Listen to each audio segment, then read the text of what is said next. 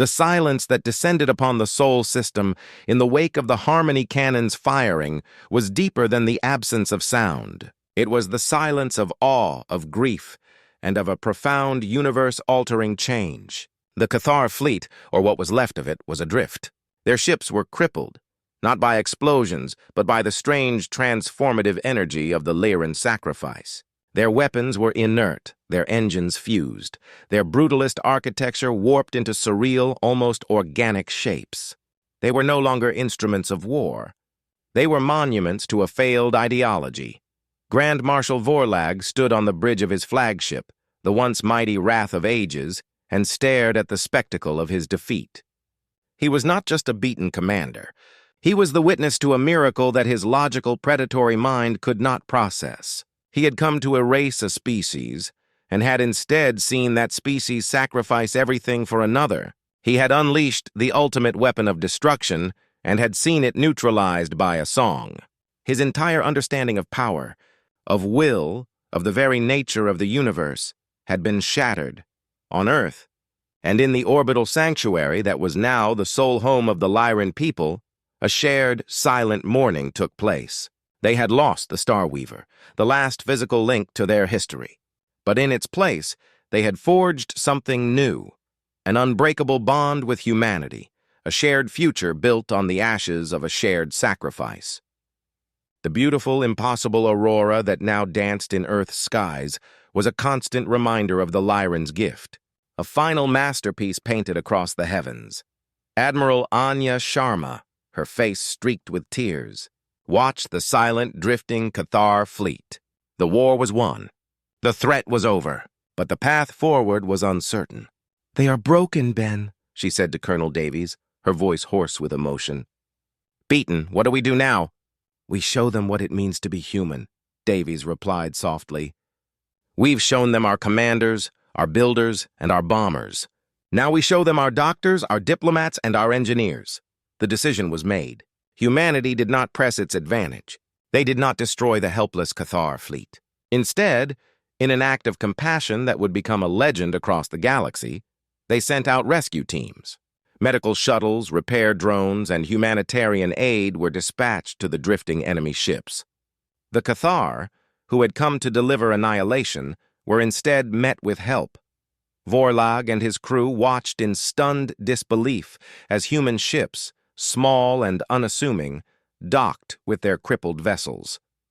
They saw human medics without weapons move through their corridors, offering aid to their wounded.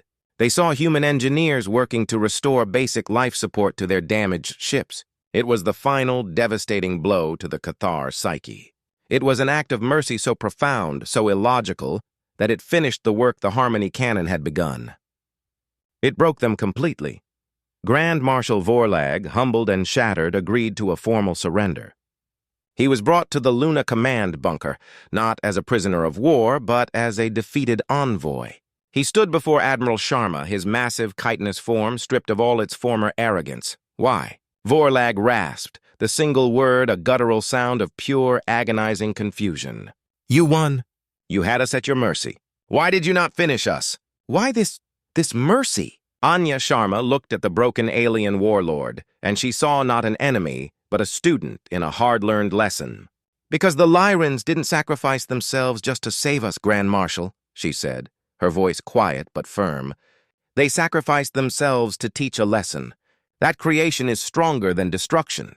That harmony is more powerful than chaos. We honor their sacrifice not by continuing the cycle of violence, but by starting a new cycle of understanding.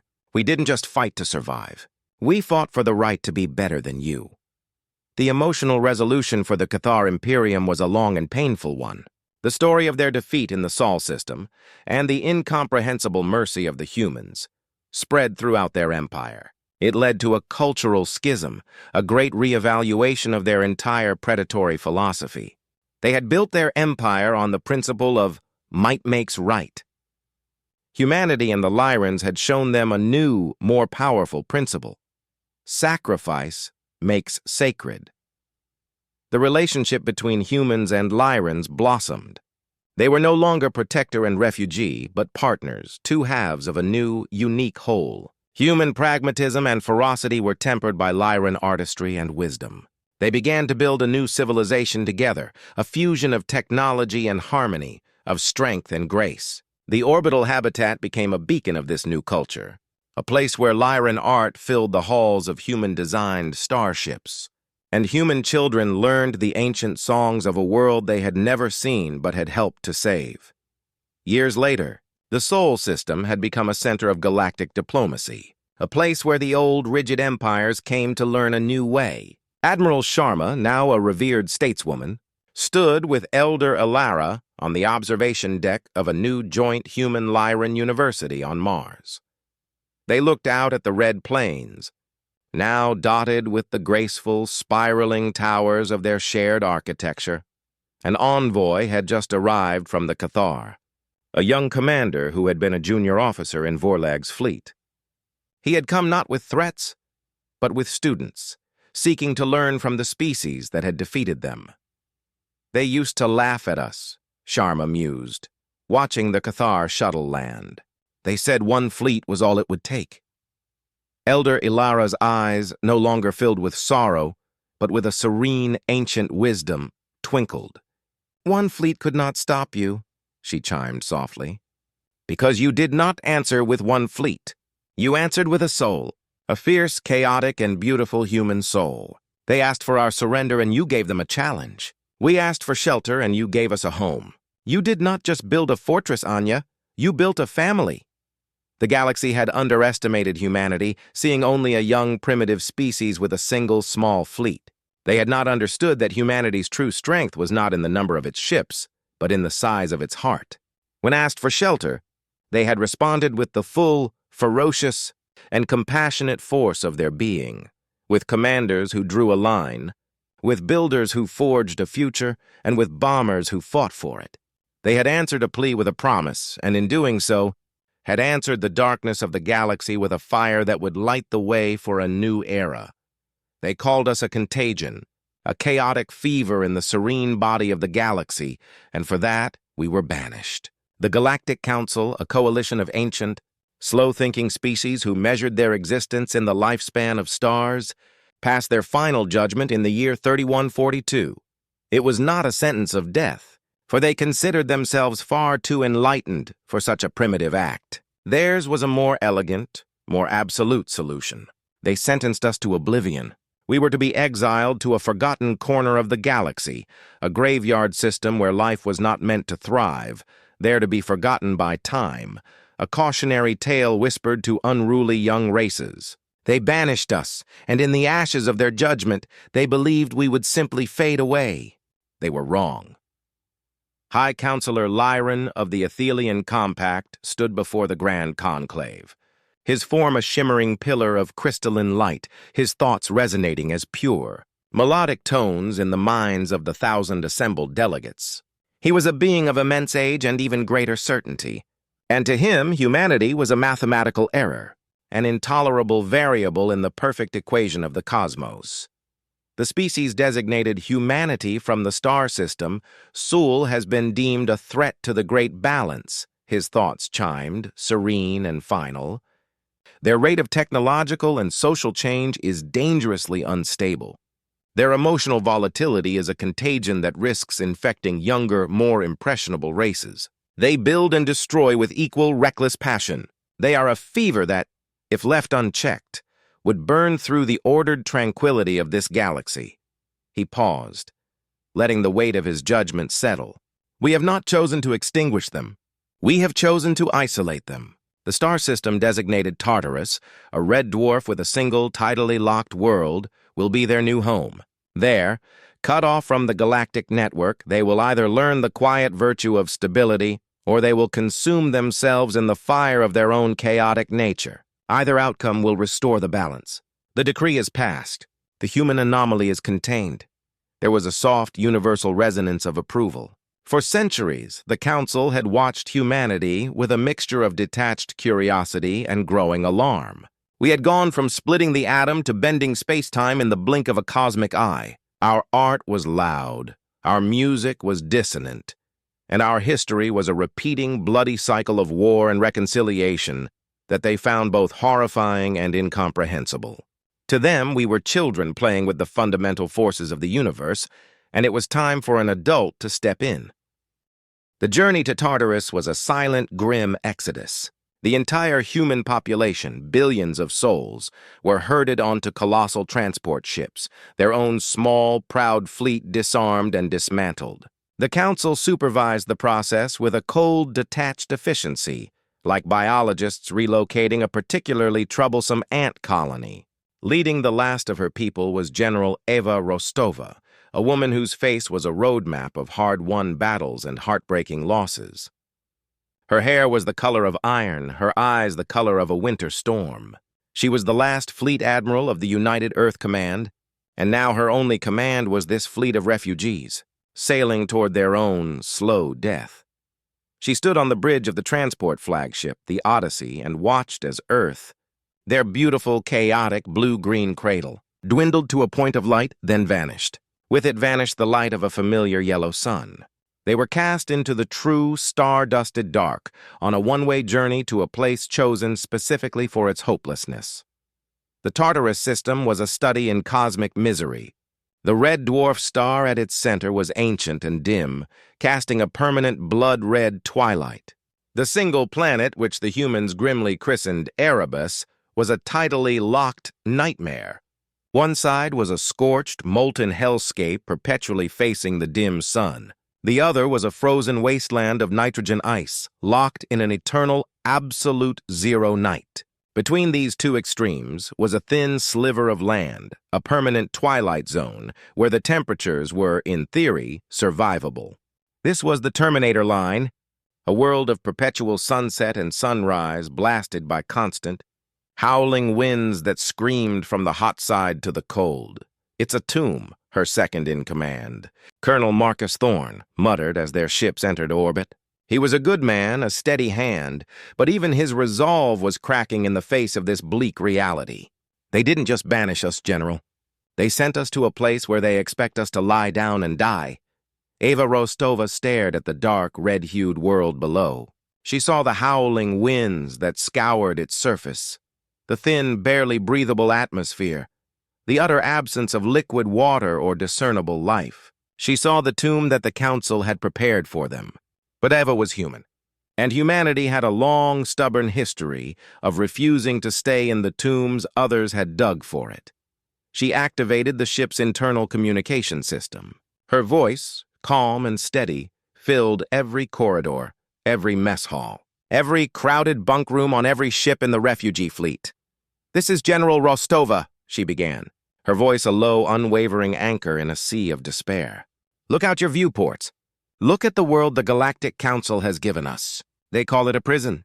They call it an ending. They see a barren rock, and on it, they expect to find our graves." She paused, letting the grim reality of her words sink in. "They are wrong. They judged us for our chaos, for our passion, for our refusal to be quiet and still. They mistook our fire for a flaw. Today we will prove that our fire is our strength. It is the fire of the forge that builds the impossible. It is the fire in our hearts that refuses to be extinguished." Her voice rose, gaining a strength that seemed to defy the hopelessness of their situation. "They have taken our home. They have taken our sun. They have left us in the dark. But they have forgotten one crucial thing about humanity. We have always done our best work in the dark. We will not die here. We will not fade. We will put down roots in this cursed soil. We will build our cities in this endless twilight. We will take their prison and we will make it our fortress. We will take their ashes, and from them we will build an empire. They may have banished us from their galaxy, so we will build a new one right here. This is not our end. This is our beginning." And so, in the dim red twilight of a forgotten star, under the silent, arrogant gaze of a distant galaxy that had already forgotten them, humanity began to build. They descended from their ships not as defeated refugees, but as pioneers, their faces grim, their hearts filled with a cold, burning resolve. They had been cast out, left for dead. But as the first foundations of the first city were laid in the howling winds of the Terminator Zone, a new chapter for humanity and for the galaxy that had abandoned them had truly begun 5,000 years. In the grand, slow-moving clockwork of the Athelian compact, it was a mere tick, a moment for a new nebula to form, for a young species to take its first tentative steps toward sentience. The human anomaly, the chaotic fever that had briefly troubled them, was a distant, faded memory. They had been banished to the Tartarus system, a place from which no civilization could logically be expected to survive, let alone thrive. The Council's official records listed the human species as status, presumed extinct. They had closed the file. They had restored the balance. The galaxy was serene, orderly, and predictable, just as it was meant to be. But on the tidally locked world of Erebus, in the dim, eternal twilight of the red dwarf star, humanity had not died. They had adapted. They had endured. They had transformed. The first centuries had been a brutal struggle for survival. They had built their first cities, Terminus Prime, deep within the canyons of the Terminator line, sheltered from the howling, perpetual winds. They had learned to drill miles deep into the planet's crust, to tap geothermal energy and release trapped water ice. They had bioengineered crops that could thrive in the dim, red light, their leaves a strange, almost black color to absorb every possible photon. They had been forced to turn their gaze inward to master their own environment, their own technology, their own biology, because there was nothing else.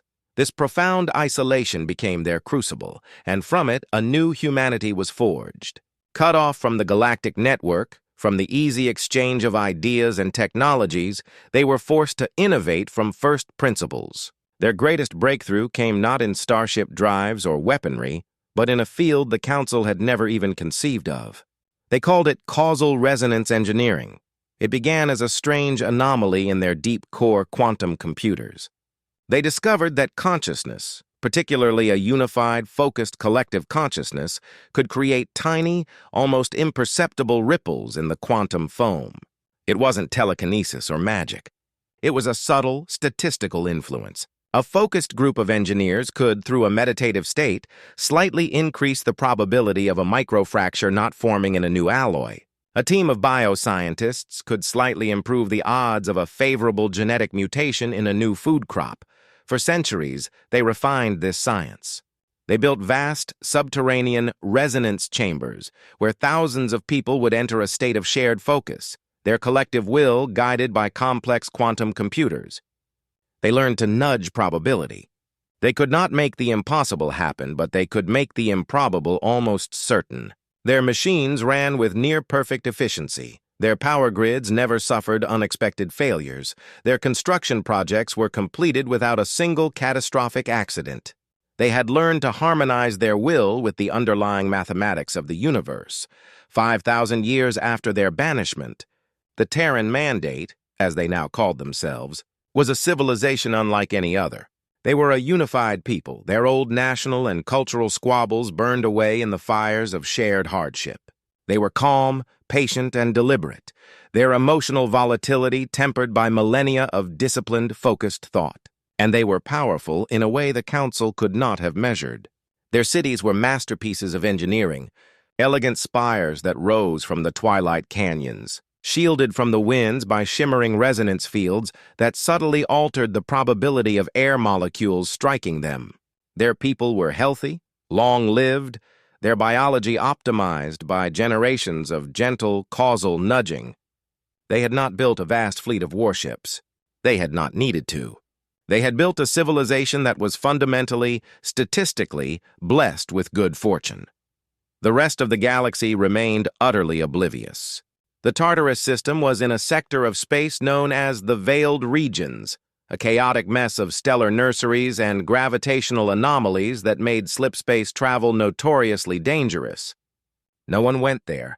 There was no reason to, until one day a Council scout ship, the Stargazer, found itself in trouble. It was a long-range exploratory vessel, mapping the fringes of the Veiled Regions, when a sudden, unexpected gravimetric shear crippled its slipspace drive. They were thrown out into normal space, damaged and adrift, thousands of light years from the nearest friendly port. Their captain, a young and ambitious Xylosian named Kael, ran a diagnostic.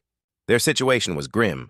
but their long-range sensors picked up a faint, impossible signal. A structured energy reading, a sign of civilization.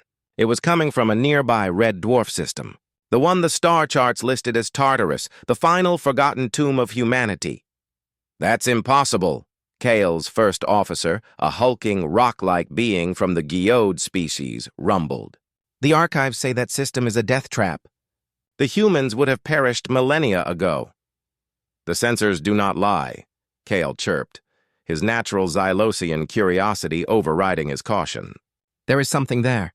A power signature unlike any I have ever seen. It's quiet, stable, almost serene, perhaps some strange natural phenomenon. We must investigate. It is our only hope for finding resources for repair." He guided the damaged stargazer towards the Tartarus system. As they approached, the impossible readings grew stronger. They were not just seeing power signatures. They were seeing orbital structures, vast, elegant rings and platforms that hung in the dim red light. And then they saw the planet Erebus. They saw the Terminator line, and nestled within it, they saw cities. Not the primitive hovels of a dying people, but sprawling, glittering metropolises, their lights a calm, steady beacon in the endless twilight. Kyle and his crew were stunned into silence. This was not a tomb. It was a thriving, advanced civilization. He hailed them, using the ancient Standard Council First Contact Protocol, expecting at best a confused or hostile response from the descendants of primitive exiles. The reply was instantaneous. It was not a crackle of radio waves, but a clear, calm, and perfectly translated message that appeared as text on his main view screen. "Unidentified vessel. You have entered the sovereign territory of the Terran Mandate. You are damaged. We are reading multiple hull breaches and a critical drive failure. Do you require assistance?" The message was disarming in its politeness and its terrifying efficiency. They had not just detected the stargazer. They had diagnosed its exact mechanical failures from a distance of millions of kilometers. Kale, his mind reeling, sent back a cautious affirmative. A new message appeared. "A recovery and repair vessel has been dispatched. Its designation is the Helping Hand. It will arrive at your position in 20 of your standard minutes. Please power down your weapon systems as a sign of peaceful intent. Welcome to the Tartarus system. We hope your stay is a pleasant one." Kyle stared at the screen, his thoughts a chaotic jumble. These were not the savage, emotional primitives from the history archives. They were calm, efficient, and technologically advanced to a degree that was deeply unsettling. And they had offered help without question, without suspicion. 20 minutes later, a ship appeared. It was unlike any vessel Kale had ever seen. It was not a warship, nor was it a clunky freighter. It was a sleek, elegant design of smooth, dark metal, radiating an aura of quiet competence. It moved with a silent, effortless grace, its engines leaving no detectable energy trail. It maneuvered alongside the crippled stargazer, and extended a series of delicate, precise robotic arms, which began to work on the damaged hull with a speed and efficiency that was breathtaking. Kyle knew, with a certainty that sent a shiver through his avian form, that he had stumbled upon something that would shake the Galactic Council to its very core. The contagion had not died. The fever had not broken. In the silent darkness of their exile, the chaotic humans had not just survived. They had evolved into something new, something calm, something powerful, and something the galaxy was utterly unprepared for. The arrival of the human repair vessel, the Helping Hand, was a profound shock to the crew of the Stargazer. Captain Kyle watched, his Xylosian mind struggling to process the scene. The human ship's robotic arms moved with a fluid, organic grace, their tools emitting soft, humming sounds as they seamlessly welded shut the breaches in his hull and recalibrated the delicate crystalline structures of his damaged slip-space drive. There was no wasted motion, no trial and error. It was an act of engineering so advanced it bordered on artistry. Anya Rostova, the current high executor of the Terran Mandate and a distant descendant of General Eva Rostova, monitored the event from the command center of Terminus Prime. She was a woman in her prime, her features calm and serene, her eyes holding the quiet, patient wisdom of a civilization that had spent 5,000 years in focused contemplation. "They are afraid, but curious," her chief strategist, a man named Elias Vance, observed. His own face a mask of calm analysis. The Terran Mandate had long ago mastered the art of reading micro-expressions and biosignatures, even from alien species. As is to be expected, Anya replied, her voice a soft, measured tone. We are a ghost from their history books, and we are not behaving as the stories predicted. Their captain, Kale, is a logical being, but his logic is being strained by contradictory data. Let us give him another data point. She authorized direct visual communication with the Stargazer. Captain Kyle, expecting to see a grizzled, hard-bitten descendant of exiles, was instead greeted by the calm, almost regal image of Anya Rostova. She sat not on a military command throne, but in a simple, elegant chamber that seemed to be carved from the living rock of the planet, with strange, bioluminescent flora casting a gentle, blue-green light. Captain Kale of the Athelian Compact, Anya began, her words perfectly translated, her tone welcoming and devoid of any hint of hostility. I am High Executor Anya Rostova of the Terran Mandate. I trust my people have been of assistance. Your drive should be fully operational within the hour. We would be honored if you and your senior officers would accept our hospitality and join us on the surface. We have much to discuss. Kyle, caught off guard by the disarming offer, found himself agreeing. The potential for gathering intelligence was too great to pass up. He and a small armed-away team were brought down to Terminus Prime.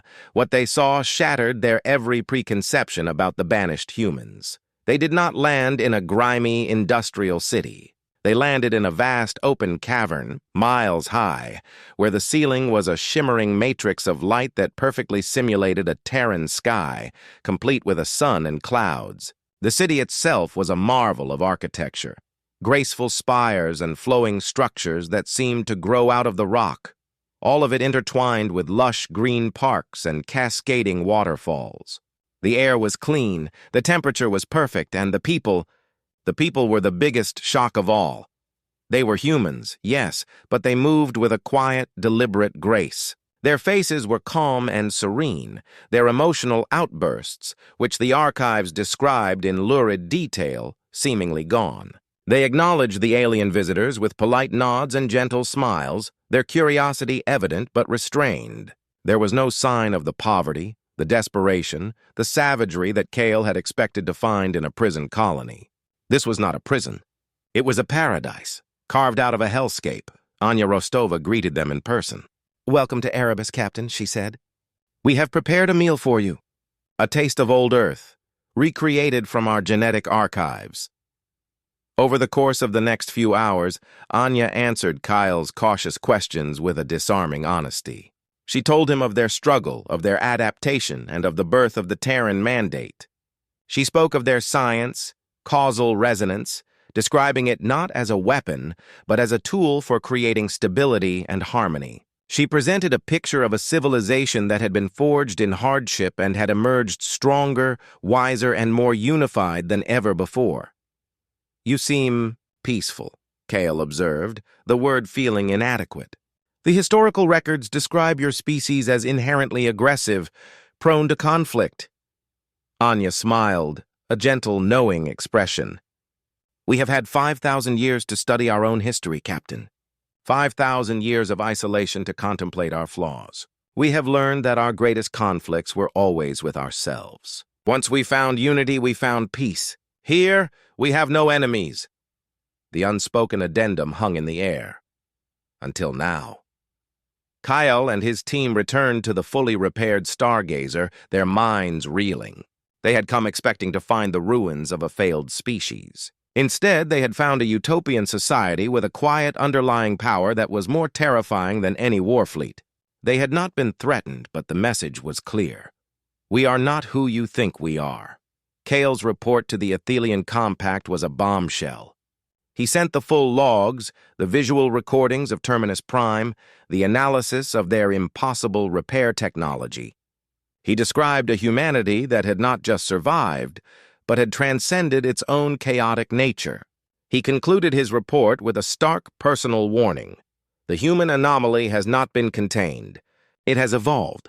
They are no longer the species we banished. They are something new, something powerful, and something we are utterly unprepared for. I advise caution. I advise diplomacy. I advise, with all due respect to the Council, that we acknowledge we may have made a 5,000-year-old mistake. But the Galactic Council, particularly the ancient and prideful High Counselor Lyran, did not see a miracle of adaptation. He saw his worst fears realized. The contagion had not died out. It had mutated. This new, calm, unified humanity was, to him, even more dangerous than the chaotic old one. A disorganized rabble was an annoyance. A unified, technologically advanced civilization with a mysterious and powerful new science was an existential threat. They hide their ambition behind a mask of serenity. Lyran's thoughts resonated through the grand conclave, now laced with a cold, ancient fear. Their causal resonance is a weapon, a way to manipulate reality to their own ends. They have grown strong in the dark, and now that they have been rediscovered, they will inevitably seek to expand, to spread their new, unnatural order. Kale's recommendation of diplomacy is naive. You cannot negotiate with a virus that has learned how to hide its symptoms. Lyran's fear was infectious. The Council, which had comfortably forgotten humanity, was now faced with the specter of their return. They had created a prison, and in that prison, their inmate had somehow become the warden. The decision was swift, logical, and born of pure, unadulterated terror. The human experiment had not failed on its own. It must therefore be terminated by force. "Assemble the purification fleet," Lyran commanded, his melodic tones now a harsh, discordant clang of war. "We will go to Tartarus.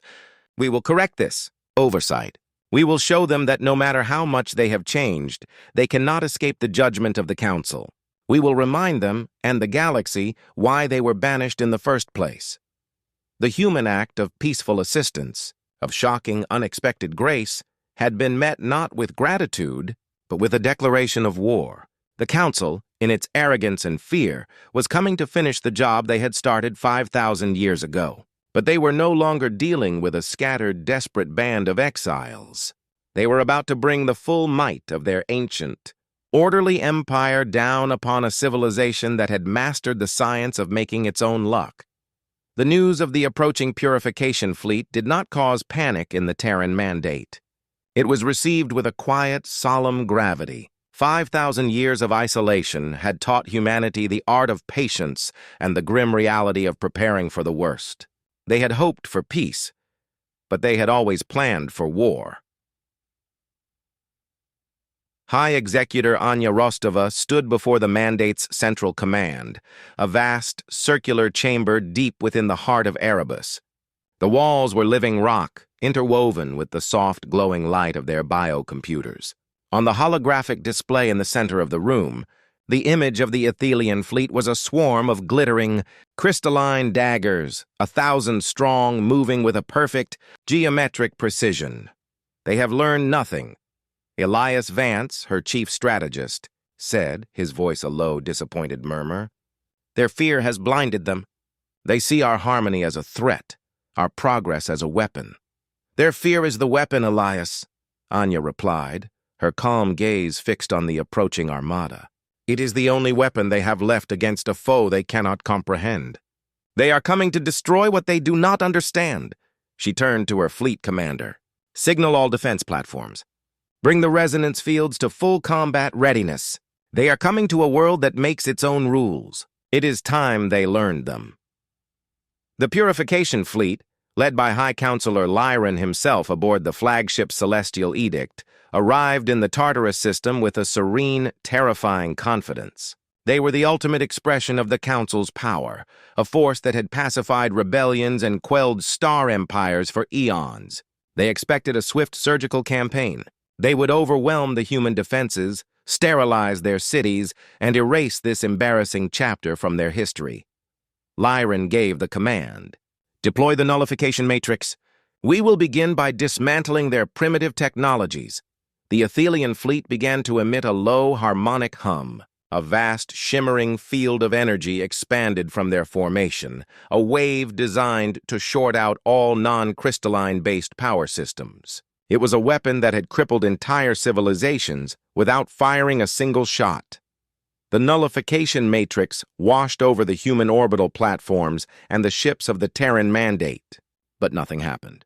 The human ships, their systems hardened by millennia of causal engineering, simply shimmered, their resonance fields subtly altering the probability of the nullification wave affecting their core systems. 1,000,000,000 chance of a specific energy frequency failing to resonate became for a moment a 1-to-1 certainty. The Council's ultimate disabling weapon had been rendered as harmless as a soft breeze. A dissonant chord of shock resonated through the Athelian fleet.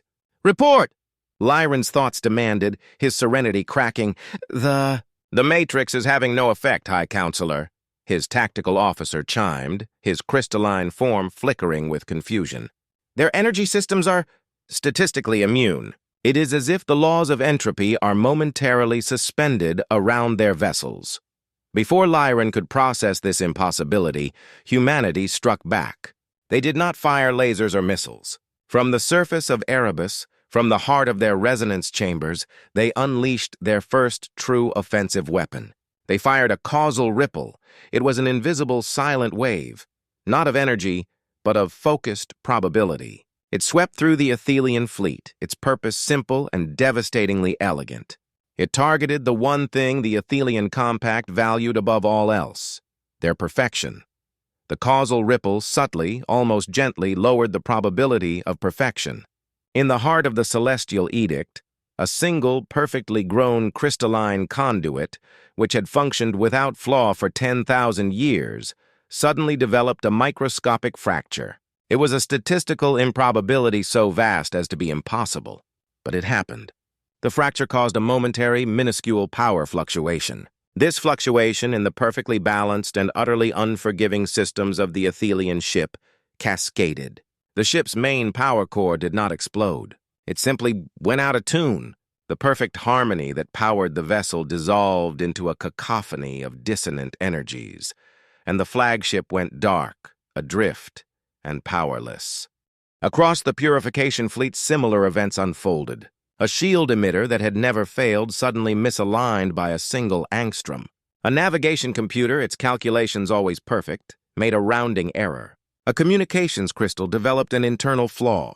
One by one, the perfect, invincible ships of the Athelian fleet began to suffer from a sudden, inexplicable, and catastrophic plague of bad luck. The battle was a surreal spectacle. The humans barely fired a shot. They simply waited, their ships holding a calm, steady formation, while the Athelian fleet tore itself apart through a series of statistically impossible accidents. It was a new and terrifying form of warfare. The humans were not destroying their enemies. They were letting the universe do it for them. High Counselor Lyran, trapped on his dark, silent bridge, was consumed by a fury born of utter helplessness. This was an insult. A violation of all the ordered principles of the cosmos. "This is not war," his thoughts raged. "This is a perversion. A cheat!" He used his personal energy reserves to power a last desperate weapon. The Council had one final answer for threats that defied conventional logic: the reality anchor. It was a device of last resort, a weapon that did not destroy matter or energy but attacked existence itself. When activated, it would unravel the local laws of physics, causing the entire star system to collapse into a brief, chaotic singularity before being erased from space-time. It was the ultimate act of cosmic vandalism. If they wished to pervert reality, Lyran's final hate-filled message resonated to his remaining ships, then we shall deny them a reality to exist in. Activate the anchor. On Erebus, Anya Rostova saw the energy signatures of the reality anchor beginning to form. Her calm demeanor finally broke, a flicker of cold dread in her eyes. They would destroy themselves, destroy this entire sector of space, just to destroy us, she whispered. Their fear has made them insane. She knew that their causal resonance could not stop this. This was not an attack on a ship. It was an attack on the canvas of the universe itself. They had only one final, desperate, and heartbreaking option left. It was a theoretical application of their science so extreme it had never been attempted. It required a single conscious mind to merge with the planetary resonance engine, to become the living heart of their civilization's power, and to guide it in one final, impossible act. It was a process from which there was no return. It was an act of ultimate sacrifice. Anya Rostova looked at the image of the assembling reality anchor, then at the calm, determined faces of her people. She had led them just as her ancestor had to this final, impossible moment. She knew what she had to do. "Elias," she said, her voice soft but unwavering, "prepare the chamber and tell my people. Tell them that this is not an end. It is a transformation. We showed them we could build a world from ashes. Now we will show them that we can build a future from a single unified hope." The climax was at hand. The council was about to erase a star system, and humanity, led by a single woman, was about to try and rewrite the ending of the universe itself. Part 5. The chamber at the heart of Erebus was not a place of machines and wires, but a cavern of pure, resonant crystal grown over millennia to be the focal point of humanity's collective will. As Anya Rostova entered, the air itself seemed to hum with the quiet, focused power of her entire civilization. She stood on a simple stone platform in the center, and as she closed her eyes, she was no longer just one woman. She became a conduit, a living link to the hopes, fears, and dreams of every human soul in the Terran Mandate. Outside, in the cold, red twilight of space, the Athelian reality anchor was reaching its final charging sequence. It was a terrible, beautiful sight, a ring of crystalline ships creating a visible rupture in space-time, a wound in the fabric of the universe that pulsed with the dark energy of uncreation. High Counselor Lyran watched, his being consumed by a cold, righteous fury. He would have order. He would have purity, even if it meant creating a void where there was once a star. Anya felt the anchor's terrible power as a discordant, painful scream in the symphony of the cosmos. She knew she could not stop it with force. She had to counter it with something else entirely. She reached out, not with energy or matter, but with the full, unified consciousness of her people, amplified by the planetary engine. She did not direct this force at the Athelian fleet. She directed it at the universe itself. It was not an attack. It was a plea, a negotiation with the fundamental laws of existence. Humanity, through Anya, presented its case. It showed the universe its 5,000-year journey. The struggle, the hardship, the unity, the quiet, profound act of building a paradise in a hell. It showed the universe its love, its art, its science, its irrational but beautiful capacity for hope and sacrifice. It contrasted this with the Athelians' cold, sterile, and ultimately stagnant philosophy of unchanging perfection. And then, she made her move. She did not try to undo the reality anchor. She embraced it. She took its chaotic, destructive energy and, with the full, focused power of human will, she harmonized it. It was the ultimate act of causal engineering. She took the highest probability of catastrophic destruction and nudged it, gently but irresistibly, toward the highest probability of profound creation. She took their scream of death and transformed it into a song of birth. The reality anchor fired. A wave of pure, reality-unraveling energy surged outwards. But it was no longer a wave of destruction. Tempered and reshaped by Anya's sacrifice, it had become a wave of genesis. The wave washed over the Athelian fleet. Their ships were not destroyed. They were completed. The pure, sterile crystal of their forms was suddenly infused with the complex, chaotic, and beautiful patterns of life. Gentle bioluminescent tracery spread across their hulls. Their energy systems, once cold and harmonic, now pulsed with a warmer, more vibrant life. They were no longer just perfect machines. They were living beings, their stagnation shattered by a forced, explosive evolution. High Counselor Lyran felt the wave pass through him. His perfect, crystalline consciousness was flooded with 5,000 years of human experience. He felt their pain, their joy, their struggle. He saw the universe through their eyes, not as a static equation to be preserved, but as a dynamic, living poem to be explored. His arrogance dissolved, replaced by a profound, soul-shattering humility. He understood in one terrible, beautiful instant that his pursuit of purity was a flight from life itself. The Genesis wave continued, washing over the Tartarus system. The dim red dwarf at its center flared, not with destructive energy but with a new golden white light. Its fusion process was subtly, impossibly retuned, its lifespan extended, its light made warmer, more nurturing. The planet Erebus itself was transformed. The howling winds ceased. The harsh Terminator line softened. A gentle, planet-wide twilight settled, and for the first time in its long history, rain began to fall on its barren soil. The war was over. The ashes of banishment had become the fertile soil of a new Eden. Anya Rostova was gone, her consciousness now woven into the very fabric of her transformed home system. A silent, loving guardian. The emotional resolution for the Athelian Compact was a slow, painful, but ultimately beautiful awakening. Led by a profoundly changed Lyran, they abandoned their philosophy of sterile purity. They came to the Terran Mandate not as conquerors, not even as equals, but as students. They sought to learn from the species that had taught them the true meaning of life. The banishment was not just rescinded. It was declared the Council's greatest crime and its most profound, unintentional gift to the galaxy. Humanity did not conquer the galaxy with fleets and armies. They rose from the ashes of their exile and conquered the galaxy's heart, its mind, and its soul. They showed the ancient, tired races that chaos was not a flaw, but the engine of creation. That emotion was not a weakness, but the source of unbreakable will, and that a species, banished and left for dead, could, through sheer, stubborn hope, not only survive, but could teach the stars themselves a new way to shine. The Council had tried to erase a variable. Instead, that variable had solved the equation for the entire universe.